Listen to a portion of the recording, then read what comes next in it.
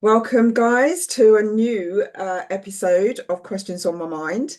And today I've got Bonney O'Connell with me. She is a certified women's health coach, but she has a particular interest in pelvic floor health. She runs her own gym in Northampton, which if I was closer, I might have tried to get to, but I can't get there. But it's a CrossFit gym and all sorts of other things. It looks like a proper blood, sweat and tears gym, that one does. So welcome, Bonney. But Hi. today, yeah, we're not talking about training though, are we? About phones today then. We're going to be talking about a little bit of possibly a taboo subject in some respects. So we're going to be talking about pelvic floor health and all aspects of that. So I'm not quite sure what I'm going to call this podcast yet, but it might be something like Beyond the P or something. I need to have a think about that. So, Bonney, back in my 20s, I was very kind of anti having children for a number of reasons. One of which was because I was just petrified of childbirth. Again, And I'd listened to all the stories about the trauma of it all and all of that and the aftermath as well. Um, and one of the aftermath things being that after having been in labour, you wouldn't be able to hold your pee anymore. If you were laughing, sneezing, whatever, you'd end up wetting yourself. So I was talking to an aunt once, and I was getting why don't you want children? Why aren't you having children? So I gave this as my reason. And she said, well, that's going to happen to you anyway. You're going to lose control of your wee anyway. And I was horrified. So is that inevitable? no. Yes, changes happen to your pelvic floor, well, to your body in general as you age. And regardless of whether you've had children or not, changes happen when you get to menopause or perimenopause and through that transition. So yeah, I see a lot of ladies who haven't necessarily had children, but still have, have never had an issue until they reach their menopausal years. And then all of a sudden are having some issues. And that quite often that is that they suddenly realise they're leaking. But obviously there are other issues around pelvic floor health, not just leaking urine. But yeah, is it inevitable? No, it's not inevitable. Does it happen? Yes. Is there something you can do about it? Also, yes. Is it very common? Is it like one of those things where, because I was talking to Liz Sargent, who we both know, Yeah. genius in women's health as well, and she was talking about PMS symptoms Yeah. being common, Yeah. but and normal in that sense, but it's not actually normal to experience those PMS symptoms. Would you say this is Yeah. similar? Particularly post-birth, it's absolutely widely accepted that it is normal to wet yourself, particularly to leak urine. It is common, it's not normal. Okay. I think as we age, there are certain things that we accept as normal that aren't normal or shouldn't be normal, but we accept them because we're aging. So yeah, I'd agree with exactly what Liz said. You can. One of the things obviously I work with quite a lot of menopausal women, and one of the big things is that, and Liz would probably say the same, is the weight gain. It's accepted that you're going to put on weight. It's accepted that it's normal. It shouldn't necessarily happen. I think there's a lot of things like that around women's health that we just accept, that we've been, well, I could get right on my soapbox now, that we've been led to believe are just part of being a woman or being female, and we accept them. If I had a pound for every lady I've spoken to who's been to see her GP because she's leaking urine after she's given birth and been told, well, you've had a baby now. That's just how it is. I would be doing this on a beach somewhere talking to you. Yeah. So Yeah. So why is it common? it's common because we don't necessarily, in terms of, so, things that I think as well is um, thinking about, and I'm going to use leaking urine as sort of the main focus, because whilst there are other symptoms of dysfunctioning pelvic floor or a dysfunctioning core, because you can't isolate just the pelvic floor, right? And you Okay. know that when we do some work together, it isn't just about, Kegels. Kegels will help you identify and contract and relax your pelvic floor, okay? But that isn't all that it is. That isn't a fully functioning pelvic floor and core. That isn't going to serve you well through life, because just contracting and relaxing your pelvic floor isn't functional to what we need to do day to day. Okay. But I have seen the youngest person that I've worked with in terms of working on not leaking urine and having painful sex. She was 20 and she'd been wetting herself since she was about 12. She was a very, very good runner, really good runner, distance runner, and had been constantly having this issue. And it's only when the painful sex became an issue as well that she was like, are these two things related? Had no joy from her GP, had been tested for irritable bowel and stuff like that. And we went then worked together and we were able to sort it out. And that was because she had a hypertensive, so an overactive pelvic floor. So, she was 20, she hadn't had any kids, hadn't had any kind of trauma that would have caused the issue. It was simply that it wasn't functioning properly. And then the other end of the spectrum is somebody who's in their 70s, a lady who's in their 70s, who'd never really had an issue, hadn't happened particularly after she'd given birth, it hadn't happened during menopause, but had got to her early 70s and suddenly realised that, oh, I'm leaking occasionally. And at that, the other end of the spectrum, where we did some work and actually then managed to get on top of that, and she was actually finding that she was getting up 2 or 3 times in the night, which was that Mm. was because it was ruining her sleep. So we worked on that, and then we're able to sort of get over that issue of her getting up in the night. So I think not thinking about it as just in terms of women that have given birth or just menopausal women, that it can happen pretty much to anyone and everyone in between for a variety of reasons. It's not just you've given birth or you're going through menopause or you've had some kind of trauma or surgery. It can happen to anybody. And if you think about hold on, I've got the mechanics of it. So there's your sort of your pelvis, your pelvic floor. Ultimately, it's several layers of muscle that have got 3 holes cut in them, and quite often, regardless of whether you're exercising or whatever happens, is that if there's a lot of pressure coming down, you can leak. If that happens, then your brain kind of says, oh my God, don't want that to happen again. And you then are constantly pulling up on your pelvic floor, and it is then tight and weak because it's constantly switched on. Does that make sense? Yeah, yeah.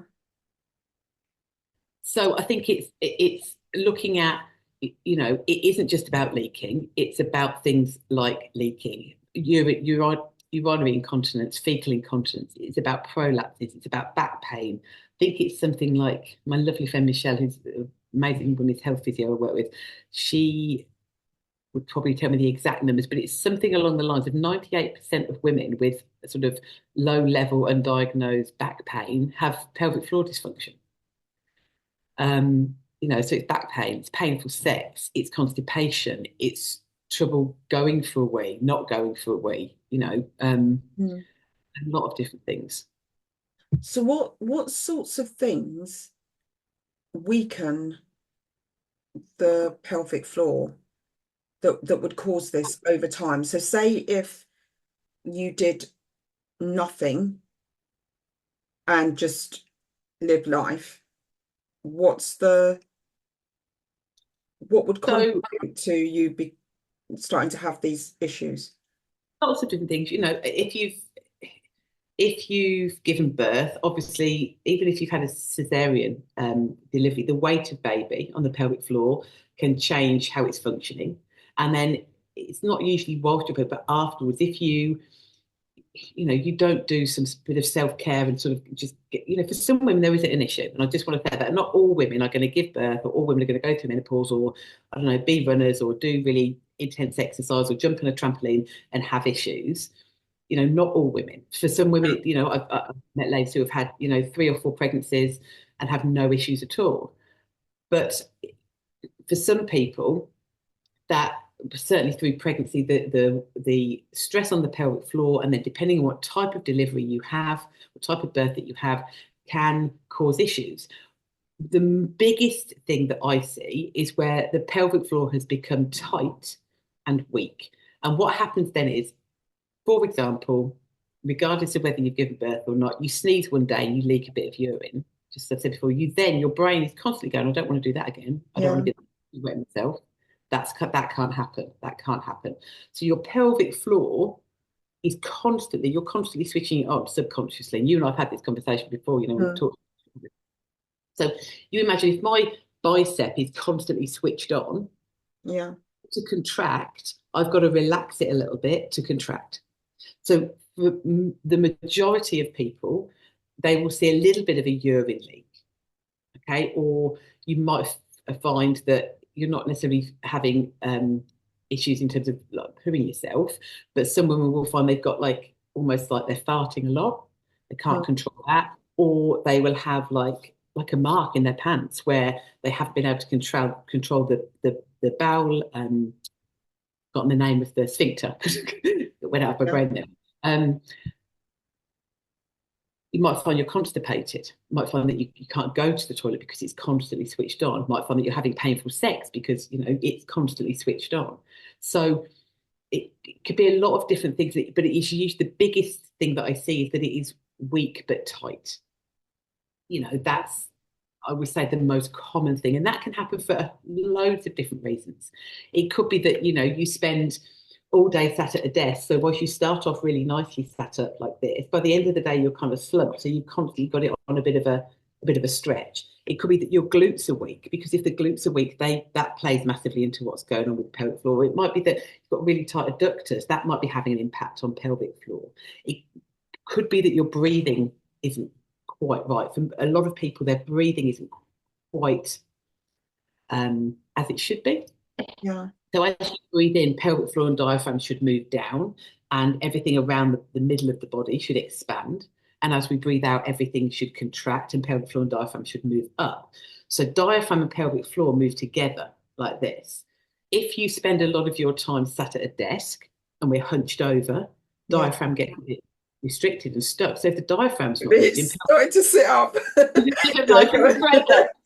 Pelvic floor's not moving, right? If we're really stressed and we're only breathing up here in this kind of accessories, because we spend such a lot of our time stressed, right? And this low level stress that we're constantly under. So we tend to breathe that accessory breath in the top part of the chest. Diaphragm isn't descending properly. Pelvic floor's not descending properly. So the mechanics of how we breathe should constantly be making this happen. Pelvic floor and diaphragm move, and it all works really nicely. But the things that happen to us during our day-to-day life, never mind if you've had a baby, had some surgery, had a traumatic event, gone through menopause, all of those things on top of that can then contribute to it not functioning properly. So the stress could be any stress, not necessarily the stress of it. It could just be from living stressfully. You're holding yourself in that contracted. When we're stressed, we sort of pull in, don't we, and put kind of you go back into this almost into this like sort of fetally type position. When you're stressed, everything comes in. There's a real connection between if you're a teeth grinder or if you clench your jaw. So when I'm working with ladies, I do clinical massage as well, so I do soft tissue work as well. So I will always do TMJ work.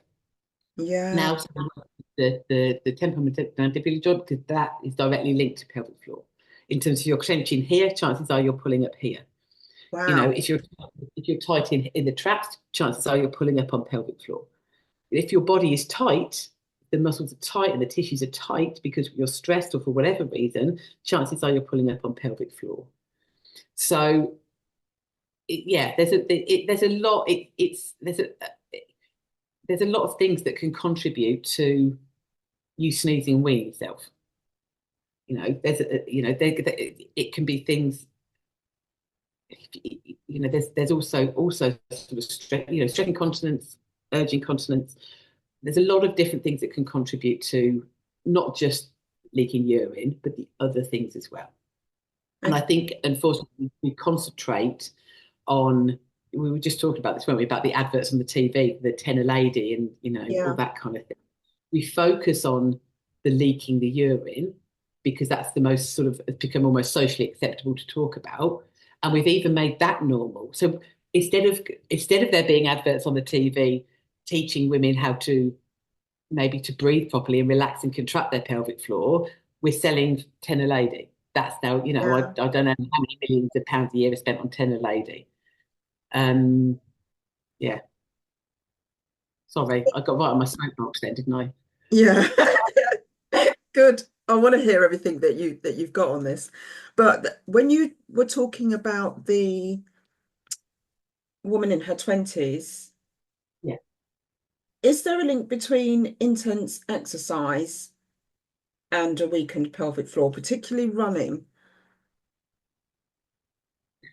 I think that when you are doing intense exercise, there is always going to be the risk of you potentially leaking, because once you start to breathe or potentially hold your breath, there's downward pressure. And as we said, right, there's 3 holes in it. It's opening itself up for there to be some kind of leaking. No, I don't think that. What I would say is that if you are doing intense exercise, and a lot more women nowadays are doing intense exercise, whether it's running, whether it's CrossFit, whatever it might be, playing rugby, all the kind of things that over the last 20, 30 years, more women are taking part in, that, putting some stuff in to make sure that, and it's not just isolation, pelvic floor doesn't work in isolation, which is why Kegels I will always give somebody Kegels, particularly postnatally, just so they can identify where their pelvic floor is and how to contract it. But they are not enough. That your pelvic floor doesn't work in isolation. It works with everything else in the body. That's why you need to be able to connect the breath to it. You've got to be able to connect the breath to it so that you can contract everything properly. You've got to be able to connect the pelvic floor whilst you're moving, because that's what we do. We don't just lay or stand and connect the pelvic floor. That has no sort of function in day-to-day life or in sport. So no, I don't think that. I think it can be more highlighted, particularly leaking urine, if there is an underlying issue. And quite honestly, it's most of the women that I see that are just, have maybe started doing CrossFit, or maybe started running, or have maybe done some skipping, or been on their kids' trampoline and have leaked some urine and been like, hold on a minute, that's not okay. It's really usually quite a simple fix. So once you've kind of gone, right, okay, these are the bits that we need to think about, you actually need to relax that muscle to contract it. And once you've been able to do that, it's about getting the pelvic floor and core working as it should whilst you're moving through your day. So regardless of whether that is walking your dog, running a marathon, jumping on the trampoline, we prepare it and get it to work to do whatever you want it to do. So I think that the fact that more women are doing more high intensity sports and activities nowadays than they ever have means that it's become more of an issue just because of that. And I think it's not that that's causing it. I think it's the fact that more women are doing it, that it seems to be a bigger problem. That makes sense. Yeah. Okay. It's just because I was thinking with the running, how people are sort of pounding the pavement or whatever, and then that ends up doing knees, backs, whatever. Yeah. Whether that constant pounding. Yeah. I mean, that's any kind of repetitive impact has an effect on your joints. Yes. Any running. If you're running with highlight it more, because then you're on a single leg, so it's always harder to contract when you're on a single leg. Okay, but we walk. That's how we get around. So you're constantly, we're people that are moving one leg to then the other. So you're constantly in that kind of state of working single leg. So does the pounding, if you aren't doing this, and this is my thing, there's nothing that's a bad pelvic floor exercise. I think it's inappropriate preparation for the activity that you're going to do. So yeah, if you're out running and you're leaking, that's not really to do with the running, it's to do with the fact that you haven't put in the groundwork to prepare your body for doing the running. Okay. So what should we be doing? Like, what is the work? So to keep your pelvic floor healthy as you are going through life, what should we be doing? Gosh, that's quite a big. Yeah, I and the mean, reason I'm asking that is because there are so many other things that we are supposed to be doing, as in make sure you're having the right diet, make sure you're getting the exercise, make sure you're taking your supplements, make sure you're all these other self-care things. And I think sometimes it can feel a bit overwhelming. And now there's another thing I'm asking you to do to maintain your pelvic floor health. So um, it's a minimum then, perhaps. I, I mean, and I think you're right. I feel like I said this to somebody the other day. I feel like self-care has almost become like competitive. Like, who can do the most self-care? What are you doing for self-care today? Um, I think if you haven't got an issue, then obviously, things are obviously fine. If you have, and things you are looking for are um, urinary or fecal incontinence, painful sex, back pain, constipation. If you have trouble keeping a Tampax in or a moon cup in, if you're finding that that's coming out, if you've got a prolapse, so a prolapse, if you've got like a grade one, so a prolapse is where one of either the bladder, which is a cystocele, the vagina, which is God, I've forgotten the name, or your rectum, so rectocele. Can't remember the name. That's really Sorry, I bad. I can't can't remember. help you. I don't know. Do you find this like I literally that my menopause brain is like I literally lose whole Your train words of and thought, yeah. like that that comes into the vagina and sometimes out of the vagina. But if you've got a prolapse, you probably will have be aware of it. If you don't know that you've got a prolapse, but you can feel anything, if you put your fingers inside your vagina, you can feel something bulging, then that is potentially a prolapse. Or if you get a constant dragging when you've exercised and stuff, that can sometimes be a symptom of prolapse. So that is worth getting checked as well. And what I would say is, whilst it is difficult to, it's quite often difficult to get an appointment with a GP, but it's really important to get things like this checked. And there are some really good women's health physios out there, that if you can't find somebody through your GP, Yeah. then find somebody. There's a lot of, particularly if you've had a baby, there are a lot of physios that do what's called a mummy MOT, which is where you can go and get checked. Because unfortunately nowadays, when you go for your 6-week postnatal check, you don't necessarily get stuff like that checked, or you don't get stuff like that checked. So it's important to notice those things. What I would say is, if any of those things are an issue, if you are leaking urine, that is a red flag, right? If you're having painful sex, that is a red flag. If you are constipated, that could be a red flag. If you've got if you've got back pain that has been there for a while, but you haven't done anything, and it's kind of like, I'm not really sure what that is. Again, that could be to do with the fact the pelvic floor isn't functioning properly. Pelvic floor and core, I don't want to talk about pelvic floor. If you're exercising and you leak, if you sneeze, I always say this to people, I would never think twice about jumping on a trampoline with my kids. That's because I know I can do that without. If you're thinking, well, I don't want to do something, if you're going to the toilet before you, we've had this conversation about the just in case wee.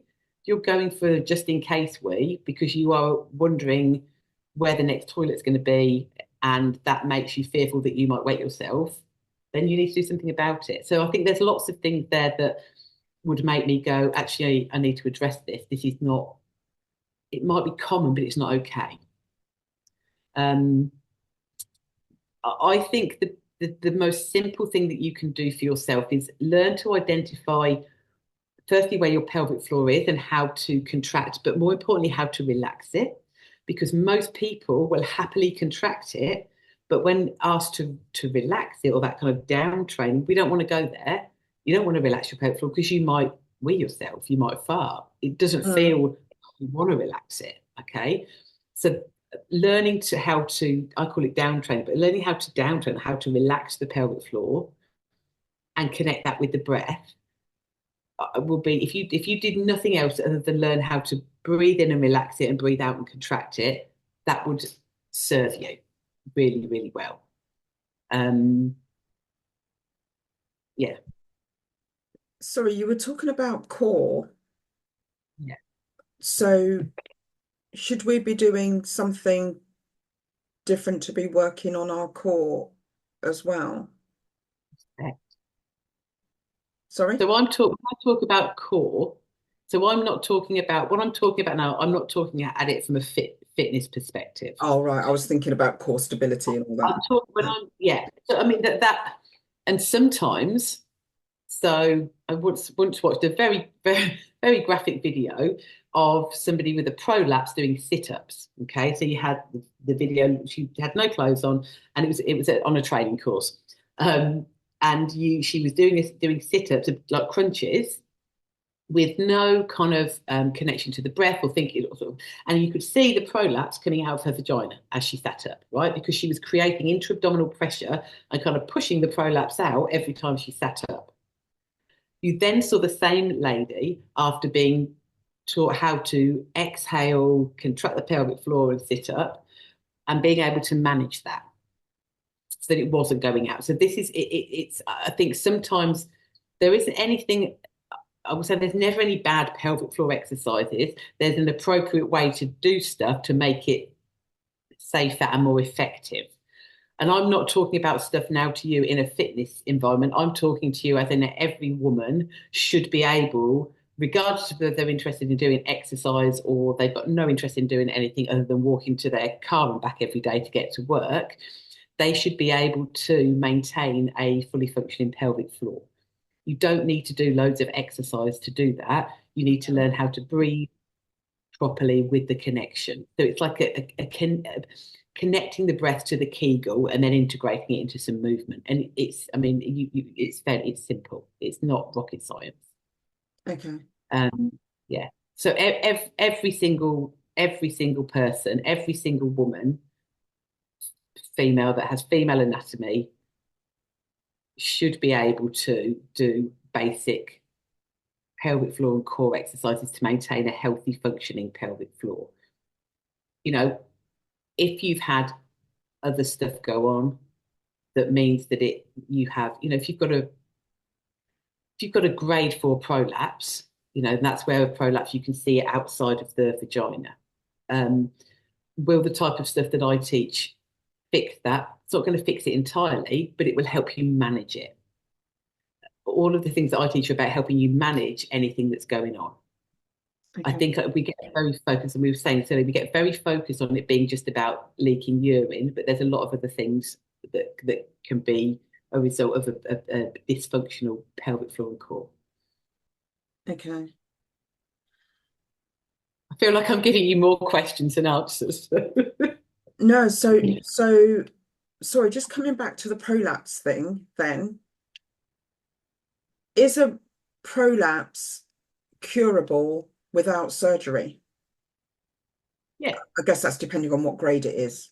Depending on what grade it is, but also depending on, if you've got a prolapse and you don't do anything to try and manage it, and that can be a myriad of things. That can be doing some of the stuff that I teach. That can be having internal pelvic floor work. That can be having forgotten what they're called. I've forgotten I can't think of that. I'm so sorry. You can have things that you put in to hold the prolapse in place inside your vagina, and Are you talking about that mesh thing, and it's called a no, not the mesh. So you can get the word will come back to me in a moment. yeah. Have a device that sits like a ring that sits inside your vagina to hold stuff in. Can't think of the name of them. It'll come back to me in it. Yeah, and then you can have surgery and have mesh. But there are lots of, anything that you can do on a musculoskeletal level. So getting the muscles to work properly is going to help support that, regardless of whether you have anything else done. You won't do any harm learning how to breathe and get the muscles to function properly. That's only going to support anything else that you have done. Okay. So what level of prolapse, what grade of prolapse can you cure naturally from doing all these exercises and strengthening? I wouldn't say that you necessarily cure something, but you can definitely manage a prolapse. So, like if you have, a surgery in terms of mesh, I think you have to have at least a grade 3 or 4, and they have to be like, you've got to have quite a few sort of symptoms, if you like, for that to be, well, or not, depending on where you are in the country, to be on offer. But certainly like a grade 1 or 2, you can manage that perfectly well. And a grade 3 and 4, you can certainly help to manage that by learning how to breathe and contract, blah, blah, blah. But yeah, in terms of So once curing you've it, got a prolapse, you've got a prolapse. so they're different levels, aren't they? So if you've got a low level one, you can help that kind of move back. Will it always stay there? I've worked with ladies who've had a prolapse, maybe a 1 or 2, done a load of pelvic floor stuff, it's been great. And then when they've come through menopause, or if they've had another pregnancy, then it's come back again. So, it's managing it. There might be things that caused it to happen. Yes, you can manage it, but it might come back again. I'm not going to say that you can fix it. But yeah, you can definitely manage it. Yeah, I'm just asking because I'm always looking for cures for everything.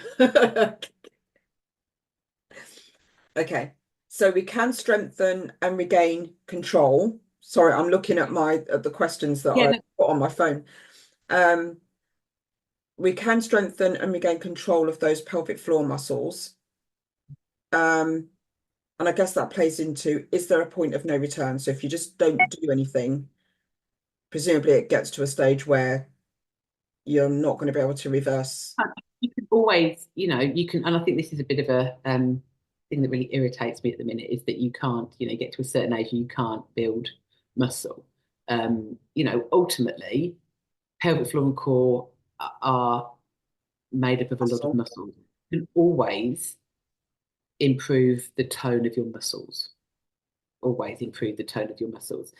You can always do something, can you, if you've never done anything, if you've been, leaking urine for the last 35 years and you've never done anything about it, and you do a lot of, I don't know, you run a lot, or you do something that causes a lot of intra-abdominal pressure, is it going to be more challenging to make a change? Yeah, absolutely. However, you can make a change.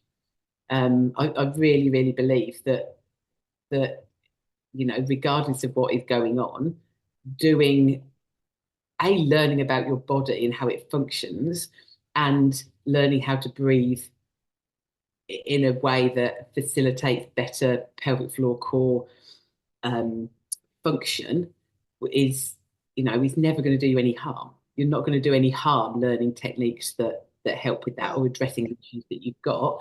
And it isn't just about learning how to do the pelvic floor exercise, or whatever it is. It's looking at things like, are you hydrated?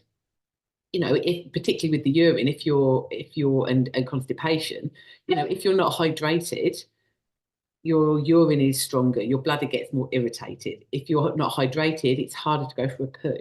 If you're constipated, it's really tough on your pelvic floor if you're constipated. That's, are you doing other stuff? Are you drinking a lot of caffeine? Are you drinking a lot of alcohol? Are you putting things into your body that are going to irritate your bladder, your gut? And that's a whole other story, isn't it? Which I'm sure if you've talked about that, you've covered that in a lot more detail. But are you facilitating your pelvic floor, your bladder, and things all around? Are you eating leafy green veg, and eating a rainbow, so that you're less likely to be constipated? You're getting your 25 grams of fiber a day. I think it's we could talk about it all day, but you need to, depending on what you've got going on, what is your issue? Is your issue that you've just given birth? A lady that I'm working with at the minute, she's just given birth. She's got diastasis, which is a bit of a separation here, which is perfectly natural when you happen when you're pregnant, and she's coming back into exercise, and her exact words to me were, "I'm not leaking or anything, I just don't feel quite right down there." I'm Yeah. like, okay, you can fix. Are you, my age? Are you like I'm 5 years post 4 years, 5 years, something like that, postmenopausal. I am having some, I'm not, but imagine I'm having some issues where I'm leaking when I wasn't leaking before, and I'm having painful sex. Is that partly menopausal? Is that part a bit of, vaginal atrophy because I'm menopausal? Is that because I've changed how I'm eating or moving, or is it the tissues have degraded and therefore my pelvic floor just isn't functioning as well as it did, which happens. So do you see what I mean? It depends Could be where anything. you are. Yeah. Yeah, yeah. Okay. Um, and I don't know if you've heard of these or not, but have you heard of yoni eggs, like Yeah, the crystals that you yeah. insert? And there's those, and there's probably other devices that you can use. What's your view on those? But what I would say with the yoni eggs is that if you've got essentially a weight inside your vagina, you're going to be constantly contracting your pelvic floor to hold them in. Now, if you think what I've said to you is one of the biggest Mm, things that I see is women that are constantly contracting their pelvic floor and can't relax it. So I think if you're going to go down that kind of route, there's loads now of different pelvic floor trainers. So I can't remember how you pronounce it. The LV one is very good. There's Kegel 8. There's PeriFit. There's loads. Pessary. That's the name of the so I just remembered it. The word pessary. Pessary that sits in your vagina. So I've got to say it now while I remember it, otherwise it'll be gone. You get a pessary that sits in and holds everything in, which are very, very effective for many women. I think there's a lot of different things out there. You can the LV one. I know. I'm sure the Perfect, the Kegel 8, where you get an app on your phone, and there's a lot of different things like that. What I would say is that I don't do internal work. I do soft tissue external work and my fascial release and stuff. But if you are having issues, going and see a women's health physio, I can recommend an amazing one in the Northamptonshire area. But going to a women's health physio and having some internal soft tissue work can be really powerful. Because just like if you have a massage externally, and like if you're working, for example, if you've got a tight spot in your shoulders, yeah. okay, same thing can happen in pelvic floor because the muscles get tight and overused, and often that can be really powerful in helping it to relax. And if it can Yeah. relax, it can contract. Okay. So a woman's health physio that you can. I haven't lady Michelle, who I know, she's an absolutely astounding women's health physio and a very nice human in Northamptonshire. I'll happily give you her Yeah, details. we need to put her details in the show notes. She works quite. She used to head up Northamptonshire Women's Health Physio team. She's a slightly different role now, I believe, but she works privately just outside of Northamptonshire. She is. I send everybody to her. She's phenomenal. Okay. Yeah, we'll definitely put that in the show notes for people. Good, good, good. Um, Often worth as well. You know, it's worth checking out what's going on yourself. Have a feel around. Have a look. Get a mirror. Have a look.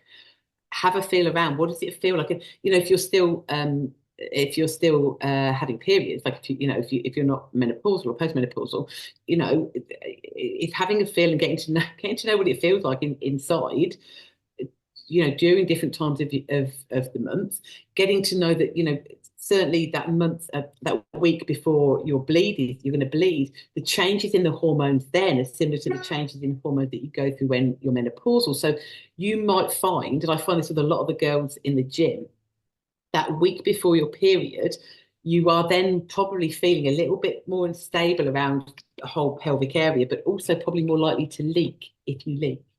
and that's to do with the change in the hormones. Okay. Okay, so to bring this back around, the simplest thing we can do to, I'm going to say, help maintain and protect our pelvic floor area is to, one, get in touch with our bodies, and two, get in touch with our breath and make sure we're breathing properly and able to relax the pelvic floor, know when we're relaxing and contracting, and just making sure that it's working. We could just go through it now. Yeah, we could just go through a real, if you want to, a really simple Yeah, breathe in. sure. Yeah, that's right. I've got a screw loose on my chair. Just on the chair. The rest of the stuff is wonky. Okay, so Not a screw juice generally. oh God, I just got the one screw. So usually I teach this standing up, and the reason I teach it standing up is because that's more functional. But you can do this standing or seated. So I'm going to ask you to close your eyes, and I need you to breathe in through the nose. The reason I'm going to say to breathe in through the nose is the breath automatically goes a bit deeper. I want you to think about the sit bones, so the bones, the bottom of the pelvis that you sit on, and I want you to just bring your attention to them. And then I want you to just place your hands, one on your pubic bone at the front. So actually, maybe just open your eyes a second again. Sorry, one on your pubic bone at the front and one on your coccyx at the back. So when I'm talking about the sit bones, it's the bones at the bottom of the pelvis here, and then pubic bone is at the front, coccyx or tailbone is at the back. And what I'm going to ask you to do is I'm going to ask you to breathe in through the nose, and you're going to imagine the sit bones widening, right? They're not actually going to go anywhere, but that will help you relax this whole area. So we're going to imagine the sit bones widening. As you exhale, I'm going to ask you to think about bringing the pubic bone and the coccyx towards one another and up, okay? Even if you don't feel anything, even if you don't feel a contraction here, trust me, if you're bringing that point and that point together, because of the way the muscle lies, it will be contracting. The harder part will be the relaxation because you won't want to go there, okay? So close your eyes for me. I ask you to breathe in through the nose, and that breath is coming deep into the body. Sit bones widening. You're then going to breathe out through the mouth, bringing the pubic bone and coccyx together and drawing up. You're going to stay with that, and I'm just going to throw in some sort of little pointers as we go. So if we breathe in through the nose, you imagine the sit bones widening. That breath is coming deeper into the body. As you exhale, I want you to purse the lips. As pubic bone and coccyx come together and you draw up. You breathe in through the nose, sit bones widen. When you do that, you're going to get a sense of widening, opening, dropping. You might feel the tissues between the legs coming onto the chair a bit more. As you exhale through the mouth, pubic bone and coccyx come together and draw up. I just want you to stay with that.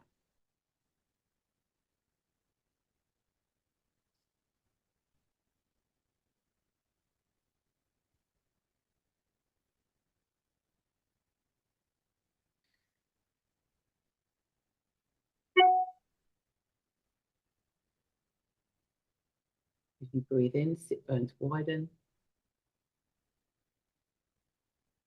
As you breathe out, pubic bone and coccyx together and draw up.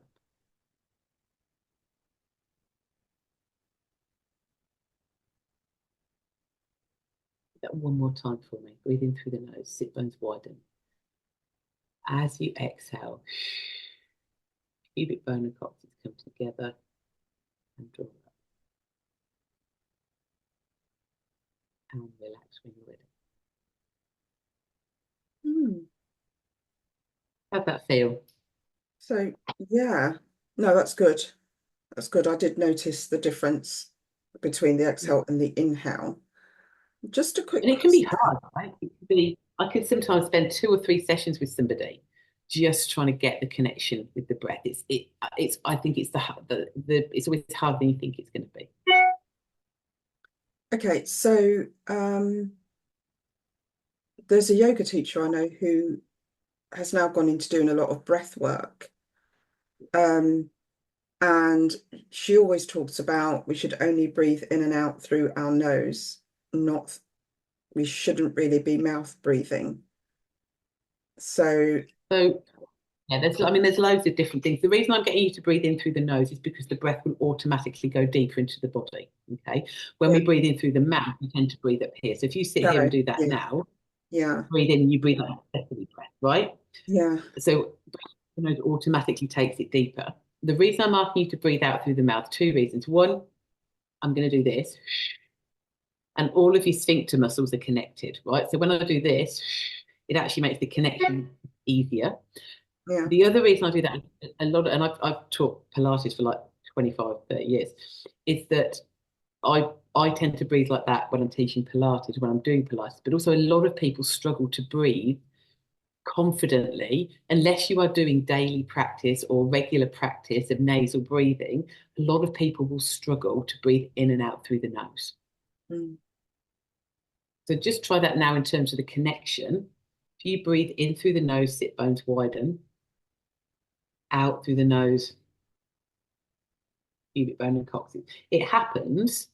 I just feel I get a better connection if I'm breathing out through the mouth. okay. Yeah. I think it's the same actually for me, but then maybe that's because I've been doing some breath Yeah. work anyway. And I think I definitely find a lot of people will it works better. Yeah. Yeah. Okay. Yeah, definitely. It's definitely better to breathe through the nose, but with the inhale through the nose, exhale through the mouth, I'm quite happy with that. Yeah. Okay. So, I'm just trying to think of what. So that breathing exercise, that's the minimum we can do to help ourselves, and we do that usually standing or I do it, yeah, I do it laying down, I would do it standing, I'd do it seated, I'd do it when you're standing in a queue at Sainsbury's, I'd be doing it in the car. Yes, doing Kegels has some benefit, but it is just contracting. You're not kind of breathing, you're not getting that lovely everything's moving together situation, which you do if you connect the breath. So it's more functional. okay. If you took away nothing, if you did nothing other than that, it will have a positive effect on Okay. whatever you've got. And that should, what things should we not be doing that we can? Going to the toilet just in case. So if you're going out somewhere and you don't need the toilet, going then because it basically trains your bladder not to be able to hold, um, you're training your bladder to not to be able to hold full capacity. I think it's about 600 milliliters is what a normal bladder should be able to hold. The average going to the toilet, you shouldn't be going, really should be going sort of any more than it's about an hour and a half, they say. You know, basically going to the toilet too frequently when you don't need to go. So that just in case um, not going. I see people with two extremes. Somebody who's going like every half an hour, or some people who will be like, no, I've been at my desk for like 8 hours and I haven't been to the toilet. And I'm like, okay, we need a happy medium here. So going just in case, not going, for however many hours, withholding fluid because you're worried that you're going to leak. If you go to the toilet just in case, or or don't drink if you're not sure where there's going to be a toilet or you're worried that you're going to leak, and or you are leaking, those two things, just in case and withholding fluid, for me would be a big like red flag. Don't do that. You need to address that situation. What, Drinking a lot of caffeine. okay.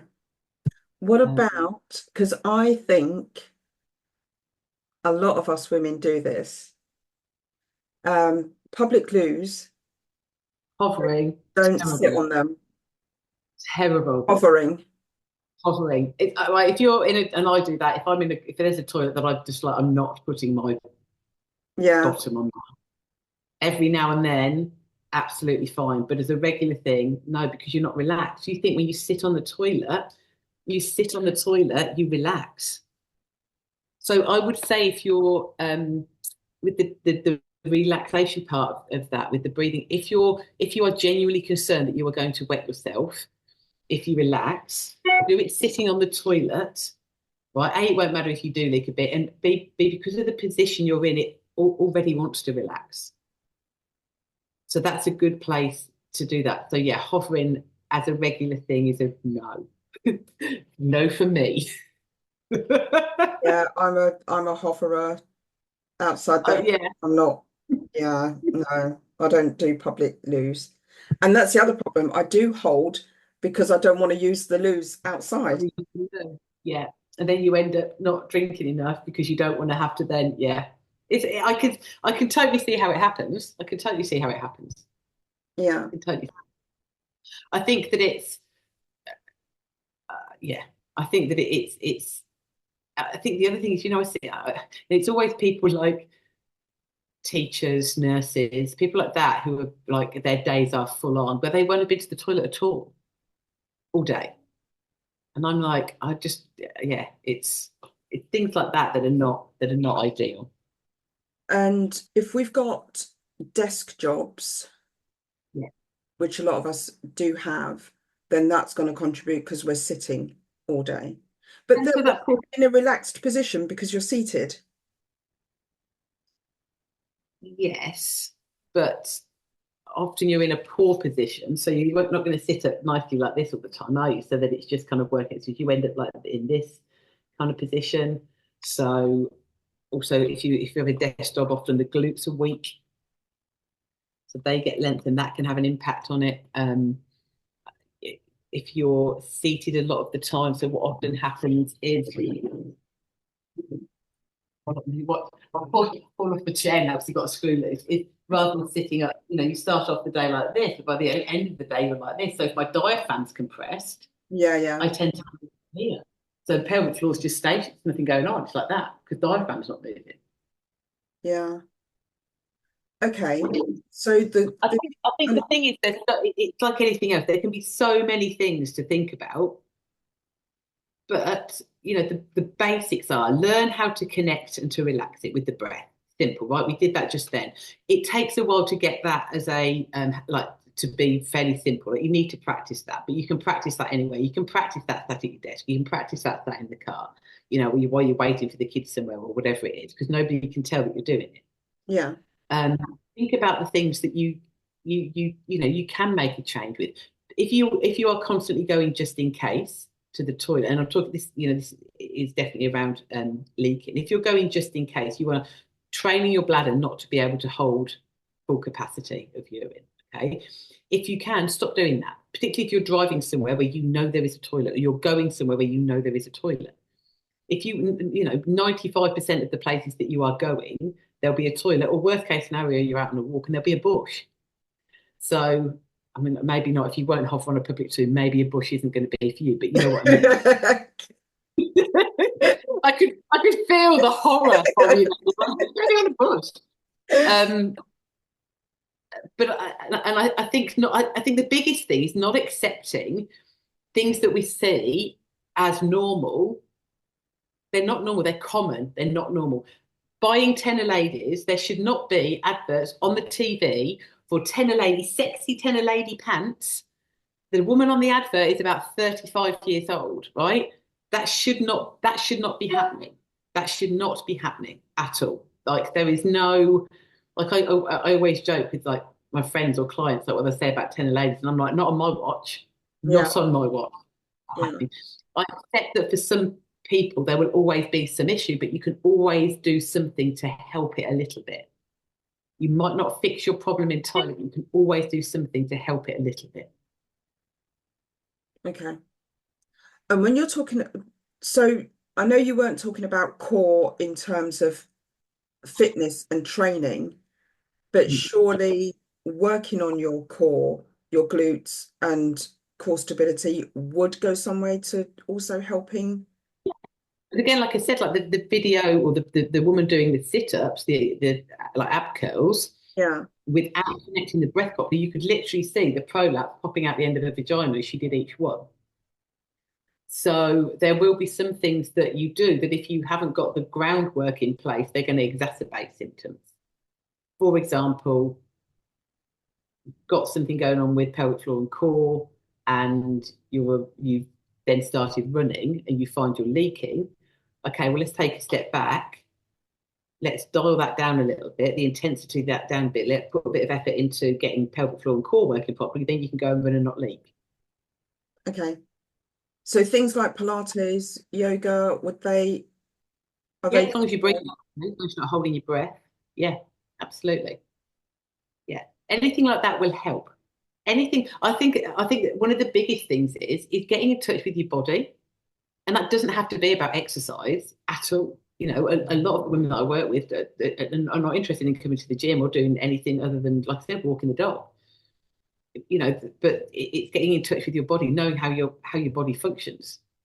You know, understanding why you're leaking, understanding why you're having painful sex, understanding why you're constipated, and addressing that, because often that is a bigger issue, just other than just your pelvic floor isn't working properly. You know, does that make sense? And that's Yeah. when I think it often it's not just, you know, the symptom. We look at the symptom, we go, oh my God, I'm leaking. I need to do something about it. Well, it's something probably a bit further back down the chain that actually is something that you need to address that will make that symptom go away or reduce it. Yeah. And we come back to the self-care thing, right? Because often doing one thing has like a ripple effect, doesn't it? So you do one thing and then it helps that a lot of other things sort themselves out. Yeah. I think getting to know why, understanding why your issue is happening, or identifying the issue that you having, what it might be common, you might be joking with your mates about buying 10 a lady or whatever else it might be, that is common, but it's not normal. Getting educated about why that's happening, whether that's finding some information online, contact, there's loads of really good places where you can get good information. Then potentially finding someone like myself or with health physio or somebody that can help you help yourself. And that's it. You know, it doesn't need to be, and not being frightened by it, doesn't need to be some great thing that's going to take up hours of your day. You can make effective change by changing, spending a couple of minutes a day, maybe cutting down on a cup of coffee and having some more water, or not going for a just in case week. There's a lot of, things you can do. And if your pelvic floor is actually fine, or you don't feel you've got a problem, should you still be doing these sort of the breath exercise, stuff like that, to maintain it being okay? In my ideal world, every female with female, bits would be taught to do this at a youngish age, so that when you had an issue, which might happen for a variety of reasons, right? Whether it's pregnancy, whether it's trauma, whether it's, whatever it might be, and whatever the symptom might be, you could think, oh, okay, I can use this breath, I can use this exercise, I can use this connection to maybe help that, so that throughout your life. So if you think about it there, throughout your life, like I've worked with somebody who's 20 who's had no children, or certainly wasn't menopausal. I worked with a lot of women who weightlift or CrossFit, who have issues, who are whatever age they are, who haven't necessarily had pregnancies or any kind of trauma or surgery. I work with postnatal ladies. I work with menopausal ladies and older postmenopausal ladies. So throughout our lives, the changes that happen to us, whether it be hormonal, well, everything's hormonal basically, isn't it? Hormonal or external stuff happening to us, understanding how your body functions and why you might have certain issues because it's not functioning as it should, and having the tools, very simple tools, to help alleviate the symptoms that are caused by the dysfunction. Why doesn't everybody know this? It blows my mind, Yeah, basically. yeah. And I was just trying to think there about, well, let's not wait until we've got issues. But yeah, Certainly, I think the people that I see that are, or the women that I see that are the most horrified that they've started leaking are like menopausal women who have maybe never had an issue before, and all of a sudden they start to leak, or they're having painful sex, or they're I said like the fecal incontinence is a thing, or there's something going on, and they're like, what on earth is going on? Like, I've never had an issue before. And because mm, they don't understand that actually the hormonal changes that happen during that period change how your muscles function, how the tissues in your body function. And I think so if you had even if you didn't do any of the stuff, but you had an understanding that what can happen and how changes through our lives change how pelvic floor functions, it wouldn't be as scary. It wouldn't be it wouldn't be a thing that. And I said to you earlier, I said, like, I do think that urinary incontinence is a lot less taboo and a lot more talked about, but people are certainly not talking about fecal incontinence. hell People are no. certainly not talking about sex. People are certainly not talking about, back pain all the time. Um, Constipation, that's not a conversation. Are you having a conversation with your mates about the fact that you've had to buy some tenner lady so you can go to the gym? Probably, probably quite happy to have that. Are you telling your mates that you're not having sex anymore because it's too painful, or that every time you, I don't know, go for a brisk walk, you've then got poo stain in your pants? Probably not, right? No one's And I going to talk think about that that. Yeah, no, no, yeah. no. And it's, yeah, Okay. I feel like I've just caused more questions than I've answered talking to you today. This is why it's called Questions on My Mind, because I always end up with loads more questions. I think the thing is, right, if you've got an issue, it can genuinely be helped by learning some very simple some very simple techniques, but mostly by getting in touch with your body and understanding what's going on. It doesn't need to be really complicated. Okay. Good, good, good. Um, I think I may have asked all of my questions. I know before we came on to camera, I did ask you about prolapse surgery, but I know that's not really your area. It's not my expertise. I think that there's a lot of, depending on where you are in the country and what the protocol is when you go and see your GP, sometimes you can get kind of like surgery is potentially the sort of first port of call you're offered. There's a lot of bad press about mesh, and I know a lot of people Yeah, having their mesh removed nowadays. I think, unfortunately, we are in a society where it's like people want a quick fix, don't they? And sometimes that is perhaps seen as a quick fix. And certainly, if you've got a sort of a very, it's a grade 3 or 4 hysterectomy, prolapse, that potentially, that's where you're signposted straight to. Um, that's a, a personal choice. And I think that the biggest thing I would say about prolapse, about surgery, is that get informed, get yourself informed. There is information out there. There's a lot of information out there. Get yourself fully informed about what is going on with your body. Get yourself fully informed about what you can do to make a change before before you have surgery, and know the risks and benefits of having surgery, in terms of what what will happen if you don't have the surgery, and what will happen if you do have the surgery, and what you can be at risk of from both. Um, yeah. and Just yeah, because I just know I of just a few people who are quite senior and have a lot of other issues going on. And I would be a bit concerned. This was just from a quick Google.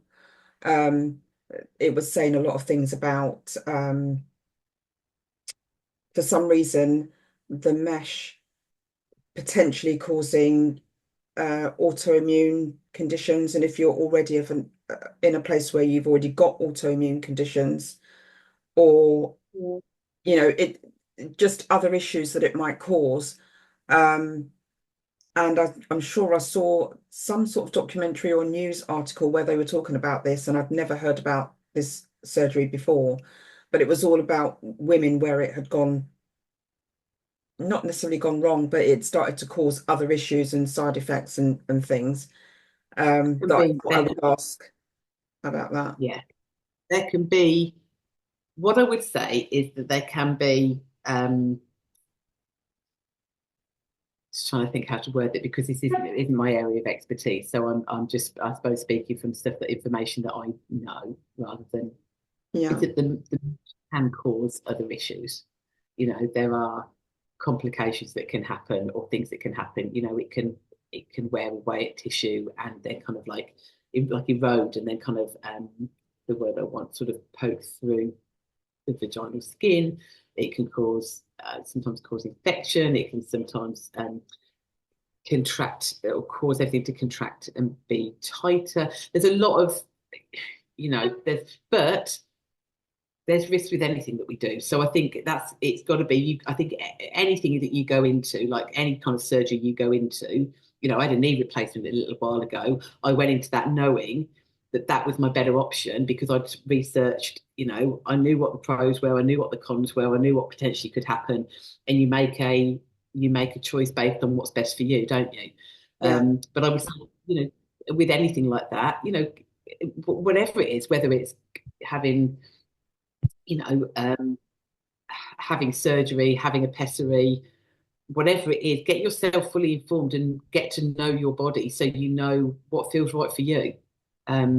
Yeah, I think it's difficult. The mesh, a lot of bad press about it, but I think that's got to be a personal decision based on your circumstances and what you can, where you are in, what's going on. Yeah.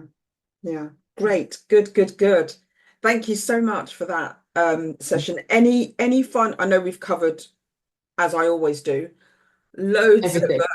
different areas. Was there anything that you wanted to say that, or cover, that we haven't touched on?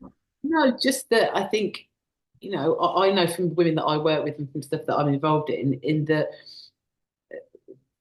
that pelvic floor issues can be a massive barrier to women, particularly women taking part in exercise, can have impact on relationships and all sorts of things. And I really can't express enough how it isn't something that you should have to put up with.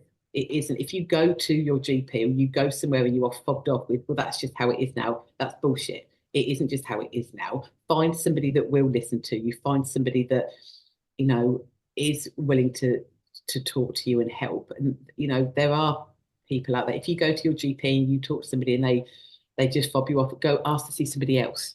Find somebody else. Whether, and unfortunately sometimes that means going privately, but it is worth it, because for a lot of us, like I was, I didn't have issues after having babies, but that's definitely what sort of piqued my interest in pelvic floor health. For some people, if they have an issue after giving birth or they've got something going on, do you want to live the next 20, 30, 40 years of your life? How much money are you going to spend on tenor ladies if you're buying tenor ladies for 20 years? Well, you could definitely go and see Michelle, the women's health physio, for quite a few treatments, or somebody like myself for quite a, I think that's what it is you don't have to put up with it. There is always something you can do to help. Thank you. And where can people find you? So at the minute, just on Instagram, it's Balanced Body Clinic. I'm just in the process of having a new website done. Also, I'm dead happy for people to, I don't know if you put my details on the bottom of here, you can email me or WhatsApp. I'm really good on WhatsApp. Quite good at answering messages on Instagram, but better on WhatsApp. And I'm always willing to have a chat about pelvic floors. Yeah. So we will put your details in the show notes. And are you still at Unit 22? I know the name has changed. Yeah, so we had a rebrand about 12 months ago now. So yeah, Cattle Dog CrossFit. I've got a clinic there. You can see my clinic moves. I always think I should have taken those off. It's my reformer, Pilates reformer with my fluffy cuffs. Yeah, look really dodgy. Yeah, so I work. That's how I make my real money. Um, so yeah, I work from here, and I'm based in Northampton Town Centre. So yeah, Yeah, so if I you're also near there, I you also can do so online yeah, as well. I've got a bit of online work as well. So if you're not local, I'm always willing to work online with people. yeah. And you can also join for CrossFit. So You're also going to do some CrossFit, yeah. so thank you for joining us. I hope you found that episode informative and helpful. It's one I've been wanting to do for a while. It's just getting me and Bonney together to do it, and also being brave enough to talk about a topic that's possibly a little bit taboo. So yeah, thank you for joining us. Stay where you are, Bonney. We'll say goodbye off camera. Thanks everyone for joining us, and I will see you next episode. Take care.